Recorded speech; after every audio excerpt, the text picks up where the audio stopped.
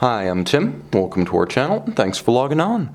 Today, we're discussing the Audemars Piguet Royal Oak Chronograph 26331ST. You can see and you can purchase this blue dial, stainless steel, latest generation Audemars Piguet Royal Oak Chronograph on our website. Subscribe to our YouTube channel if you enjoy these videos, and please click on the card in the upper right hand corner of the screen at any time during this video to see our full sales listing for this watch, with additional accessories included in the sale, high resolution images for your desktop, and naturally complete pricing details for this Audemars Piguet Royal Oak Chronograph. Now the watch on my wrist represents the case size that debuted in the Royal Oak Chronograph for 2012, and the dial design and the pusher architecture that debuted for the 20th anniversary of the Royal Oak Chronograph in 2017. So this is the latest version of the long-running and popular Royal Oak Chronograph. Now let's talk about how it fits before we talk about the aesthetic refinements of 2017.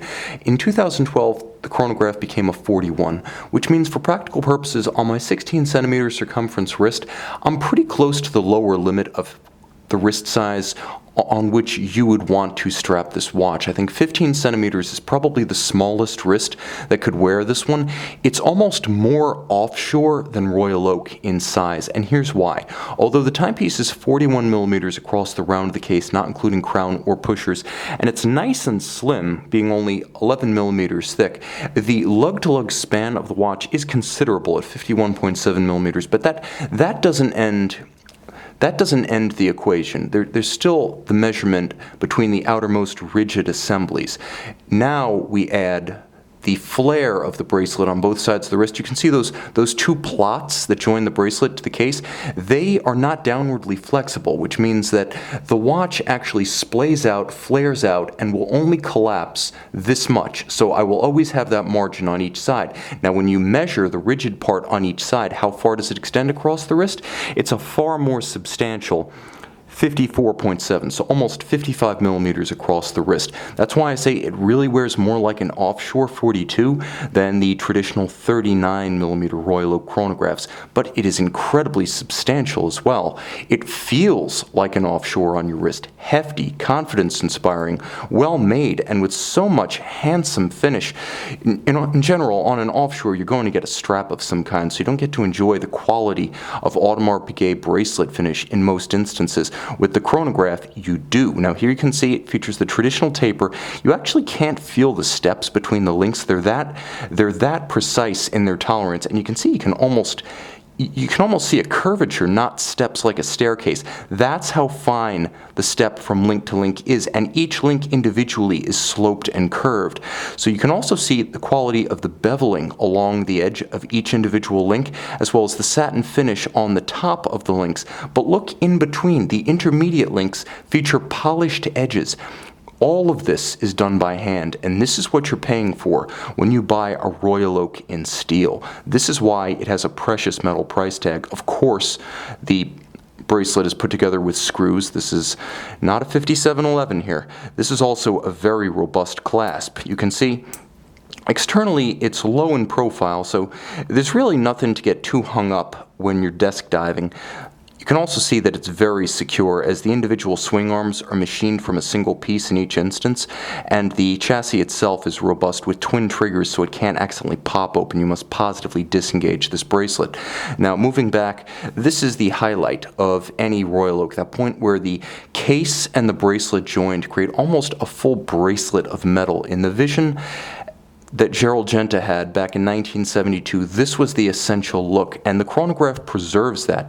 You also get a high degree of metallurgy and finish on the case. As you can see, satin finish on the hoods, satin finish on the flank, a perfect character line, immaculately aligned from the bezel to the case band, and then there's a tapered bevel along the edge that becomes a hairline bevel in the mid-case and then flares out again at the opposite side, where it merges into the flare of the polished bevel of the bracelet. And I mention all this just because it is so difficult to execute. We often talk about movement finish in the watch industry, but it's unfortunate that we rarely talk about the amount of art and artistry that goes into cases and bracelets, and here you can see the craft at its finest. Now the bezel is satin on its top, and it has the sharp geometries around its lip and its top, with the hexagonal bezel bolts recessed and made of white gold, but it's rounded and polished and smooth on its edges. Moving inboard, you can also see that the interior of the bezel is mirror polished to reflect the dial itself. And the dial does see a few changes relative to the previous model, the 26320. The most obvious changes are the counters. As you can see, constant seconds at 6 o'clock has been shrunken and de-emphasized. Some of the indices have changed, most notably at the 9 o'clock, 6 o'clock, and 3 o'clock positions, and the date has shifted slightly toward 5 o'clock. The other major change you'll note is that the counterweight of the chronograph seconds has been altered a little bit. We may as well start that up. And the hands have been subtly reprofiled. It is more logical in as much as the chronograph defines this model, and so chronograph hours and chronograph minutes are made larger and easier to read. So functionally, it's superior. You'll also note the tapisserie cut of the dial. Audemars Piguet since 2012 has made these in-house, still on the old school 19th century pantograph equipment, however. Now, the blue galvanized dial has the highest rejection rate. It's considered to be the most desirable because of that rejection rate. The expense and the time necessary to create these means that they're generally allocated to Audemars Piguet factory boutiques. One change compared to previous Royal Oak chronographs, and you'll note because I started it up without unscrewing the crown, is that they are screw-down look pushers. They are not screw-down pushers. So in the modern tradition of the Omega Seamaster Planet Ocean and Blancpain 50 Fathoms chronograph, you don't need to unscrew the pushers in order to use your chronograph, but you still have the 5 ATM water resistance, and it's still a screw-down crown. Now, you can't see much underneath the case back, though beautifully made it is, but this is essentially a Frederic Piguet 1185, highly finished, highly tuned, ultra-thin, integrated vertical clutch column wheel automatic chronograph. It beats away at 21,600 vibrations per hour. It has a 40-hour power reserve. The vertical clutch means you can leave it engaged. If you prefer to have the chronograph running full-time for easy reference to seconds, you can do that. With the vertical clutch, there's no additional wear, tear, or hazard. Now, you'll also note that when I start a vertical clutch chronograph, there's no jump to the seconds hand. Highly refined, there's no play in the system, and the column wheel simply means that it's crisp and a pleasure to operate. Again, ultra thin, this is a high horology movement for a high horology watch. Beautifully made, it does feature a quick set date, it does not feature hacking seconds.